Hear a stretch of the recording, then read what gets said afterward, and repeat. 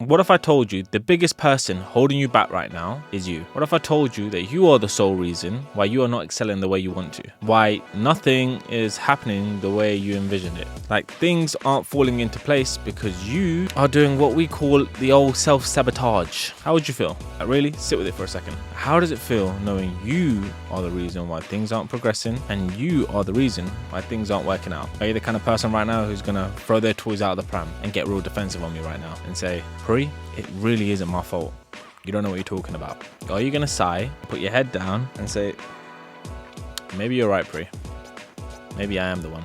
We're going to look at changing this for you in the most simplest way on this episode of the Unfiltered Podcast. You know, the podcast where we take the I out of Unfiltered and place the emphasis directly on you. As you know, before every episode, I always like to ask, if you haven't already, you're a fan of my unfiltered nature, if you're a fan of the podcast, if you're a fan of the content I put on all of the social media streams, if I could ask you to do me a favor, could you please just hit the subscribe button on whatever you're listening to this episode on right now? It does me all the wonders. But big thank you again if you already have. And let's just jump straight into the episode. So self-sabotage.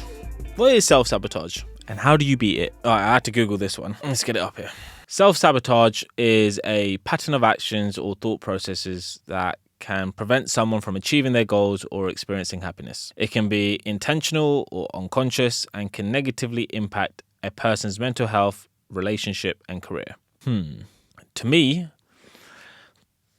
self-sabotage can be like forcing a situationship to go sour because you're fearful of being hurt. Self-sabotage could be creating an unnecessary argument because you know you're not allowed to feel happy and loved. So you're going to fight back and just create unnecessary drama for the sake of it, to force that other person to walk away and leave. I think one underlining statement is self-sabotage is undermining my worth. Does that resonate with any of you lot right now? It's allowing like my phone to distract me and force me not to finish my work. I'm doing that consciously. Just put it away, bro. It's not that difficult.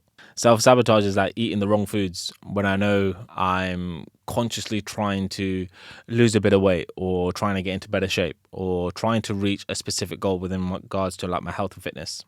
Self-sabotage, if you also think of it as well, like if you've got any like allergic reactions to things, or if you've got like skin conditions or stuff like that, is eating the foods that you've been told not to eat. You're just sabotaging all of this growth that you've been doing right now. Why are you putting that into your body? It's possibly getting wrecked on the weekend. You know, you've worked hard and you're just going to just put yourself in a place where you're just going to drink or smoke or whatever it is that you're doing. You've done so well, and self-sabotaging is saying, I'm not allowed to feel successful right now. I'm not allowed to feel this good. So bosh, going to throw it all down the drain with this one evening. If I go back to the health and fitness front, it's like not getting my steps in, knowing that my coach is going to say to me, bro, what are you doing? Like, if you knew it was raining, why didn't you just go to the gym and do an extra hour on the treadmill, just walking? Like, why are you making an excuse for? So think about it. In the world of self-sabotage, what is it to you? Are you right now self-sabotaging in your relationship? Are you self-sabotaging when it comes to dating? Are you self-sabotaging at work or with your family? Are you self-sabotaging your own gains, your growth, your healing journey? What intentional or unintentional thoughts, and subsequently the actions that then follow on the back end of those thoughts, doing for you in your current situation right now? What are they preventing you from achieving in regards to the goals, the deadlines, and the lifestyle you kind of want to be living? You know, that happiness. I've mentioned a few already, but like some factors that can lead to like self-sabotaging behaviors can be the fear of success. I'm not allowed to be successful, so I'm just going to just throw it all up there. Having like low self-esteem. And we might self-sabotage because we want to avoid failure. We've got past traumas that we're still dealing with. Sometimes we self-sabotage because we're trying to seek comfort in what once was. Like, does this ring any bells for you? Is it making any sense? You putting your hand up right now thinking, yep, that's me. Well, there's some things that I've just mentioned right now that you're doing on a daily basis. I want to share with you a few client stories. I'm going to share them all anonymously.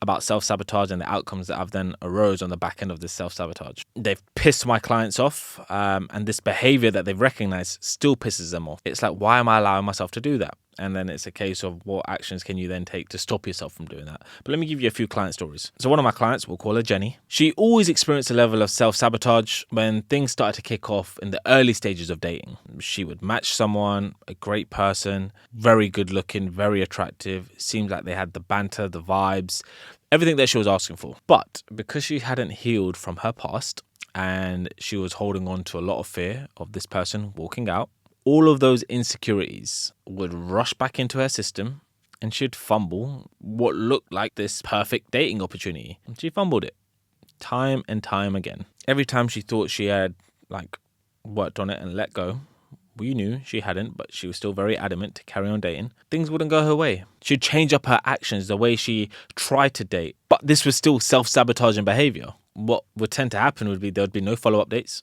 Or in the event where there was a follow-up date, Jenny prevented herself from being vulnerable and honest in regards to the things that are going on in her life and the things that had happened in her life that she was still working on. And during these dates, when certain normal things that would arise, she'd get defensive very quickly. For example, the guy that she was with gone out for dinner and he's complimented the waitress. Jenny took that as in, you find her very much attractive, don't you? It all went sour from there. She let those insecurities about guys walking out on her in the past and hurting her ruin what was a genuine compliment to the waitress. That was it. Nothing more to it. Have you ever been in that Jenny situation where those insecurities about yourself, how attractive you are, play a part when it comes to dating? After these dates that happened, this is just one occasion, but other dates where her insecurities, her lack of trust in men, all of these feelings arose. We got Jenny to a situation where we basically spoke about how this healing journey she's on, she's adamant and impatient and wants to date. She wants to find someone. Okay, cool.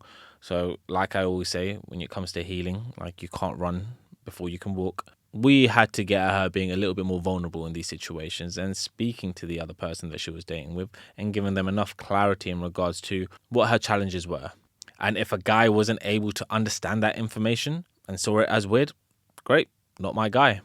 And when the guys who were able to understand that information and then adapt their behavior to be a bit more welcoming to Jenny's insecurities, things blossomed differently. But prior to that, allowing herself to stay in this mindset, we painted out every picture moving forward where every dating scenario would be a problem until she had worked on the self-sabotaging behavior. In her head, she felt she wasn't lovable. Men were untrustworthy. People would just walk all over her, and that was going to be her life. That doesn't seem to be the case. But these limiting beliefs were screwed in here. So we had to do a lot of work around getting her out of this mindset. Now, she's far from being perfect, but the way now she approaches dating, very, very different. Let me talk to you about another client. We'll call her Kiara. Kind of similar. She allowed her belief systems about not being worthy enough to explore and put herself first, meant that she couldn't entertain men in the dating scene just to have fun. All right, so she's on a different extreme. Didn't necessarily want a relationship, but after being in a number of long-term relationships, she just wanted to just explore. She wasn't looking for anything too serious, and she wanted to try and explore what her true type was. Because she had this limiting belief that she wasn't good enough, and on the back end of that, she wasn't allowed to have this mentality to explore. Every time someone who turned up who was on the same wavelength, and it's wow, someone who just wants to have fun too. Great, chilled. Shouldn't be that much drama. She walked away from these situations because in her head, she felt she wasn't good enough and allowed to obviously explore. She hadn't given herself permission to actually go about and do what she wanted to do. Despite the fact that she wanted it, there was a blocker there telling her no. So she would self-sabotage these scenarios. So dating for her became a very, very difficult and uncomfortable place. What she wanted to do is really explore who was going to be adventurous, who was pretty much very much corporate driven, who had ambitions and who wanted to just live life at a different pace. She wanted to explore different areas. She wanted to have fun. She wanted to go on wacky dates. I actually commend her. I was like, why are you allowing yourself right now not to do the things that you really want to do? Why are you turning them away? And it took some time for us to get over this and talk through this. But her self-sabotaging behaviors for a period of time stopped her from dating.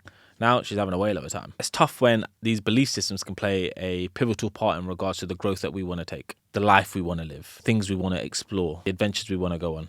Robin Sharma, he says, our biggest enemy is our own self-doubt. We really can achieve extraordinary things in our lives, but we sabotage our greatness because of our fears. I want you to think about it. What is self-doubt doing for you? What's it really doing for you? Not allowing yourself to explore all of these areas of your life due to this self-sabotaging mindset. Are you in a similar boat to Jenny and Kiara right now? And while you think about that, I've got a few things here that you can start to implement. You've got to increase your self-awareness. Self-sabotaging happens beneath the surface, right? And the first step that we're discussing right now is recognizing when you are engaging in these defensive behaviors. So I'd recommend journaling about it. Like keeping a daily or weekly journal to reflect on your behaviors, your decisions, your emotional triggers will be very, very useful moving forward in life. You're not going to get it right the first time around. So if we look at it from a dating scene, you could be speaking to someone right now and might get a bit defensive. Cool, sweet. But if you're journaling consistently and you can identify, shit, I said this, fuck, I did that because of that. and you can start putting the pieces of the puzzle together to understanding why you're behaving in this manner and what you could possibly be doing differently, how you could communicate differently, or you might see a different outcome when it comes to dating in this example. A good question to possibly write down as part of your journal is what reoccurring thoughts or behaviors are holding me back from, and in this example, dating, and write down your answer to it. Journaling is very, very important for me personally. It's helped me a lot in regards to identifying small little triggers. So maybe it might work for you too. Secondly, identifying your limiting beliefs. I know first and foremost, for me, like not being good enough, not being worthy enough, enforced my self-sabotaging behavior where I felt like I wasn't lovable, etc. And I used to self-sabotage relationships. And I want you to try and recognize what they are. Once you can recognize what they are, maybe you can start rewiring that yourself, or possibly get some assistance to like change that mindset, change that belief system. So if we go back to the journaling, so part of your journal, identifying like what your behaviors are. The next part of your journal could be identifying what the limiting beliefs are. What's the belief? And I'll give you an example. I'll never find the right partner. I want you to then challenge that belief. What evidence do I have that this statement is true? Has it always been this way? Answer that question. And then once you've answered that question, I want you to try and reframe that belief system. Instead of saying, I'll never find the right partner, shift it to something across the lines of, I'm growing and learning, and I will meet the right person at the right time, and that's okay. And see what more you can write on the different belief systems that are coming up for you. Wayne Dyer said the only limits you have are the limits you believe. So let's start reframing what's living right here, rent-free right now. I want you to also start practicing self-compassion. Many people self-sabotage because they are very hard on themselves, which will lead to like a cycle of guilt, shame, further self-sabotage. So we want to encourage self-compassion to break this cycle if we can. I want you to understand that nobody is perfect. Relationships and personal growth are very messy. It's not linear. It's like that. So the best word to use is imperfect, and that's okay. Treat yourself kindly when you make mistakes. Okay, I always try and find some time to have like a short meditation, and it sounds weird, but literally either putting on some focus music, going for a walk, getting some fresh air.